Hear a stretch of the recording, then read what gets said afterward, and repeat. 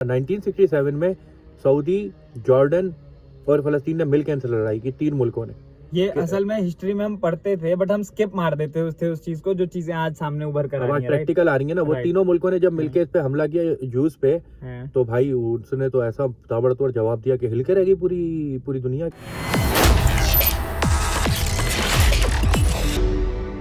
Hello guys, welcome back to the channel Delhi का तड़का। कराची की भाई। हाँ, अब लाए हो ना सही। ओके, सो बॉस, जैसा कि अभी जो फलस्तीन और इजराइल वाला थोड़ा ये मामला चल रहे हैं ना, ठीक है, 1 सेकंड के लिए स्टॉप करूंगा बस। मैं ये कहना चाहता हूँ कि प्लीज मेरी आप लोगों से रिक्वेस्ट है, जो मैं ऑब्जर्व कर रहा हूँ, आप लोग ना चैनल देख रहे हो, by God's grace, thank you so much. तो ना एक सब्सक्राइब का बटन होता है वहां पे, मेरी रिक्वेस्ट है कि उसको जरूर दबाओ भाई, मोटिवेशन मिलती है और अच्छा लगता है कि लोग सब्सक्राइब कर रहे हैं और उनके पास नोटिफिकेशन जा रही है, ठीक है। And let's continue to the topic. तो ये जो इजराइल और फलस्तीन वाले मामला चल रहे हैं ना, ठीक है, इसमें पहली बात में ना बेसिक समझते हैं कि एक्चुअली में ये है क्या, ये हुआ क्यों। तो मुबारिस भाई थोड़ा सा एक बार ये इलेबोरेट करो कि ये चीजें जो पैदा हुई हैं, ये रिजवान विजवान वाले तो चलो एग्जांपल्स थे, ये चीजें आई क्यों। यार ये जब वर्ल्ड वॉर हुई है ना, हिटलर जब था जिस जमाने में जर्मनी में, तब ना इसराइल वहाँ पे यहूदी जितने भी थे, जूस जो होते हैं, वो वहाँ रहते थे। तो हिटलर ने ना उनको बड़ी तादाद में मारना शुरू कर दिया, उनकी नस्लकुशी कर दी, मतलब पूरा बम्बार्ड कर दिया, उनके लाखों करोड़ों लोग मार दिए कि इनको मैं खत्म कर दूंगा। तो उसके बाद ना उन लोगों ने माइग्रेशन शुरू कर दी। यार हम माइग्रेट यहाँ से कर जाते हैं, जमीन हम पे तंग हो गई है, ये तो मार देगा हमें। जो बचे वो वहां से भागे, अपनी जान बचा के वो आ गए फलस्तीन के इलाके में। जब वो फलस्तीन के इलाके में आ गए तो उन्होंने कहा कि यार अब यहाँ रहते हैं हम लोग, यहीं आ गए। जब वो यहाँ आ गए और उसके बाद वो बसना शुरू हुए, तरक्की करना शुरू हुए, उन्होंने अपनी बिल्डिंग्स बनाई, अपनी कॉलोनीज बनाना शुरू कर दी। ये सब जब बना ली उन्होंने, तो उसके बाद उन्होंने कहा कि साडा हगे थे रख, कि मतलब हम ऑन करते हैं इस चीज को, हम इस इलाके को ऑन करते हैं, ये तो हमारा है। कब्जाने वाली बात हो गई बेसिकली, कब्जाने वाली भी बात हो गई, लेकिन वो लॉन्ग टाइम से रह भी रहे थे, तो ऐसा कुछ रहा ना उनके अंदर। तो उन्होंने क्या किया, फलस्तीनियों ने कहा हमारी जगह है। उन्होंने वहां से थोड़ी सी पंगे करने की कोशिश की, तो इन्होंने आगे से सीधे हो गए यहूदी, मतलब जूस। इन्होंने कहा ये तो सीरियस हो रहा है मामला। 1967 में सऊदी, जॉर्डन और फलस्तीन ने मिल कैंसर लड़ाई की, 3 मुल्कों ने। ये असल में हिस्ट्री में हम पढ़ते थे, बट हम स्किप मार देते थे उस चीज को, जो चीजें आज सामने उभर कर आई हैं, प्रैक्टिकल आ रही है ना। वो तीनों मुल्कों ने जब मिलके इस पे हमला किया जूस पे, तो भाई उसने तो ऐसा ताबड़तोड़ जवाब दिया कि हिल के रह गई पूरी दुनिया के। यार ये तो अलग ही निकला है, मार्केट में बिल्कुल ही अलग कौम निकल आई। उसके बाद से वो इसराइल इतना मजबूत बना, उन्होंने उस जगह को ऑन किया। आज दुनिया की नंबर 1 जो एजेंसी है ना, वो मोसाद है।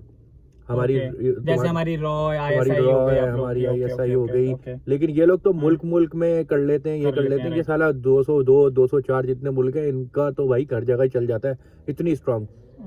यूज के बारे में, इसराइल के बारे में है कि उनके ऐसे आयरन डोम है ना, कि अगर आप उधर मारोगे ना मिसाइल, तो वो मिसाइल हवा में ताबड़तोड़ तोड़ के रख देगा, वो उसको इफेक्ट नहीं कर सकता, उस मुल्क को, उस मुल्क के एक बंदा नहीं मार सकता।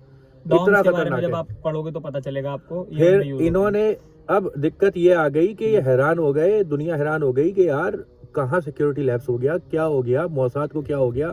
इतने अरसे से कुछ भी नहीं हो पा रहा था, डायरेक्ट रॉकेट मिसाइल जो है दाग दिए अंदर ही, तो 1000-1500 यहूदी जूस मार दिए इन्होंने। उसपे हट गई इसराइल की।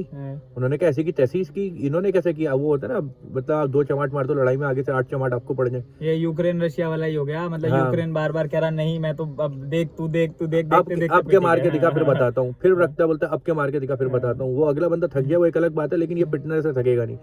तो भाई उन्होंने क्या किया, उन्होंने मारा, इन्होंने डबल जवाब दिया। अब 2 हफ्ते का राशन रह गया फलस्तीन के पास, इतनी मुश्किल, इतनी दिक्कत आ गई है। तो इस दफा दोनों तरफ से हमले हो गए एक दूसरे पे, तो ये काफी इन लोगों के आपस में मुश्किलात आ गई। अब आप ये देखो, जब आपने लड़ना होता है ना, तो इकोनॉमी से लड़ो। आजकल की वॉर इकोनॉमी की है, जैसे कोविड के टाइम पे हुआ, पेंडेमिक में भी इकोनॉमी की वॉर थी, जो भी जीता जैसा भी हुआ। अभी भी वॉर यही है। जैसे अभी आप देखो, चाइना और अमेरिका की कोल्ड वॉर है, वो दोनों सुपर वर्ल्ड, वो जो बनना चाहते हैं वर्ल्ड पावर, उसके अंदर है। चाइना जाके वहाँ बम मारता है, चाइना जाके अपने मिलिटेंट बना के भेजता है कि जाके ये करके आ। भाई वो कहते हैं इकोनॉमी में अपने बंदे हम ऐसे बनाएंगे, इतना स्ट्रांग करेंगे अपने आप को कि हम इकोनॉमी नहीं ले जाएंगे। फिर उसके बाद अगर आप इंडिया की बात करो, चाइना के साथ उनके भी वहाँ पे होती है लद्दाख पे, ठीक है, वो चाइना वहाँ पे चाहे तो वो भी बमबारी करे, और ये चाहे तो इंडिया वाले तो ये भी कोई हिंदुस्तान की कोई मिलिटेंट एजेंसी बना के भेज दे वहाँ पे। हिंदुत्व हाँ। करो लास्ट में घुसा फुसा के, जब कोई और यार राइट विंग की भी बात करनी होती है ना, वो फिर लेफ्ट आउट फील करते हैं। कोई बात नहीं, क्योंकि लेफ्ट में आए नहीं ना वो, इसीलिए तो राइट भारत राइट के है ना, तो इंडिया लेफ्ट वालों का है, कहते हैं जिसको प्यार से हम इंडिया वाले। राइट, हाँ, राइट, राइट। तो ये चाहते हैं तो ये भी बनाते कोई एजेंसी। इन्होंने क्या किया, इन्होंने कहा 1.7 बिलियन आबादी है, मार्केट दुनिया का 10% पॉपुलेशन मार्केट जो है वो इंडिया है, तो चलो लेट्स हैव अ फन। उन्होंने क्या किया, अपनी इकोनॉमी को आईटी हब बनाया, ये किया वो किया, दुनिया में फैले, हर जगह गए, एनआरआई कहलाए, ठीक है। हर चीज होने के बाद उन्होंने इतनी स्ट्रांग की कि चाइना भी अब हाथ डालते तकता है कि यार मार्केट से तो इनकी भी मैन्युफैक्चरिंग बड़ी आती है। अब बात ये नहीं है कि वेपन कहाँ से आता है, अब बात ये है कि मैन्युफैक्चरिंग कहाँ से आती है, असेंबलिंग कहाँ से आती है। अब ये चाहे ना तो वर्ल्ड में, मतलब आप यहूदियों ने क्या क्या नहीं किया, हर 1,000 बंदे में से 140 साइंटिस्ट निकलते हैं, राइट, 150,000 पर 1,140 साइंटिस्ट निकलते हैं, वो इजादात करते हैं, वेपन्स भी वो बनाते हैं, इस्तेमाल करो, हमें पता है कि किस तरीके से वो आगे यूजेज है। हाँ, टेक्नोलॉजी भी वो करते हैं, हम उनसे खरीद के बोलते हैं हम तुम पे चला के दिखाएंगे। वही वाले बात है, बिल्ली शेर की खाला है, उसने सब कुछ तो दे दिया लेकिन दरख्त पे चंदा नहीं सिखाया, ठीक है। उनके पास जो डॉम्स है वो अब किसी के पास नहीं है, पूरी दुनिया के पास। उन्होंने डॉम के नीचे की चीजें सारी सबको दे दी, लेकिन डॉम क्या है वो किसी को नहीं इन्होंने बताया। तो इस तरीके से कि आप देखो कि अब हमास का जो लीडर है वो खुद तो कतर में बैठा हुआ है, ठीक है। अब अगर पूरी मुसलमान उम्मा जितनी भी है, 52 मुल्क, 1.5 अरब की आबादी, अगर ये सारे जाके भी अब यूएनओ के अंदर ह्यूमैनिटी राइट्स, ह्यूमन राइट्स के लिए बोले, तो एक अमेरिका आएगा सबको वीटा करता हुआ निकल जाएगा, कहेगा कि भाई हमारी चलती है, हमारे पास वीटो है, वो सबको रोकता हुआ चला जाएगा। तो इससे, इस लड़ाई से कोई फायदा मुल्क को, दुनिया मतलब को, वर्ल्ड वॉर 3 की वो है यार ये एक तरीके से। और दूसरी बात ये कि जो ये जितनी भी चीजें हो रही हैं वैसे होनी तो नहीं चाहिए, बट काफी किताबों में हमने भी पढ़ा है कि वर्ल्ड वॉर 3 का जो है वो होना ही होना है। अब रशिया और यूक्रेन की जब लड़ाई हुई, अब रशिया ने, यूक्रेन ने कहा कि हम भी छोड़े, हम भी कुछ करेंगे। अब उस चौड़पति में हुआ क्या हमारे साथ, उनके साथ तो होना तो हुआ, पूरी दुनिया में, यूके में क्या, पाकिस्तान में क्या, इंडिया में क्या, हर जगह भाई पेट्रोल की कीमतें देखो, खाने पकाने वाले ऑयल की कीमतें देखो, ट्रांसपोर्ट से सारा, पेट्रोल से सारी ट्रांसपोर्ट चलती है, ट्रांसपोर्ट पे आने वाली ईच एंड एवरीथिंग इंक्रीज हो गई, जो फ्रेट था सब तो क्या हुआ, इकोनॉमी की वार हो गई, ठीक है। उससे सबका बेड़ा गर्क हो गया, इफेक्ट हुए हम लोग भी। यही न्यूक्लियर वार हो जाती है कि दुनिया पूरी इफेक्ट हो जाए, तो ये एक इकोनॉमी न्यूक्लियर वार चल गई ना।